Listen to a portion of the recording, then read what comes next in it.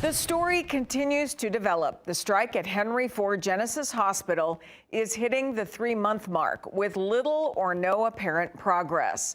Mid-Michigan Now's Andrea Flores speaks with the Teamsters and Henry Ford Genesys for an update on the stalemate.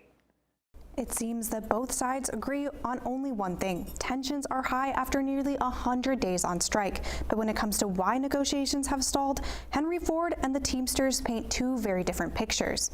On the picket line outside Henry Ford Genesys in Grand Blanc Township, nurses like Erin Steinhoff are bracing against the cold. Trying to keep morale up here on the line when it is below freezing.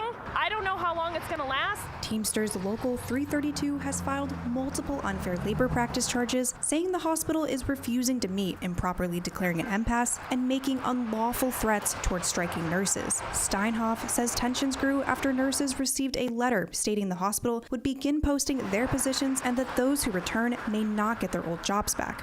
There are a lot of us out here that are single parents, or, they're the primary income for their household, or they were barely making ends meet before we even came out, and now it's even more of a struggle. A Henry Ford Genesys Hospital spokesperson in a statement says, quote, "While we remain hopeful for a resolution, we must prepare for the possibility that this dispute could continue for some time and have posted positions across all shifts. At the end of the strike, striking nurses who have not returned will be placed into available roles based on seniority and qualifications." We are not here for just us.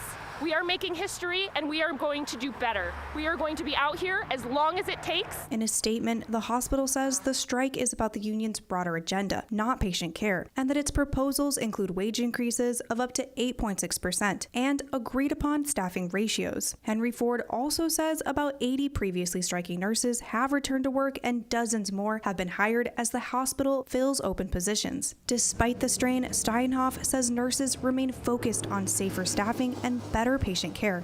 We are making sure that our nurses are not only compensated, but also that we aren't in a burnout situation where we only have 5 minutes because we have too many patients. Henry Ford says it's prepared to continue negotiations and hopes to reach an agreement, while the Teamsters say they're ready to stay out as long as it takes to reach a fair agreement. We'll continue following developments as that December 9th meeting approaches. In the studio, Andrea Flores, Mid-Michigan Now.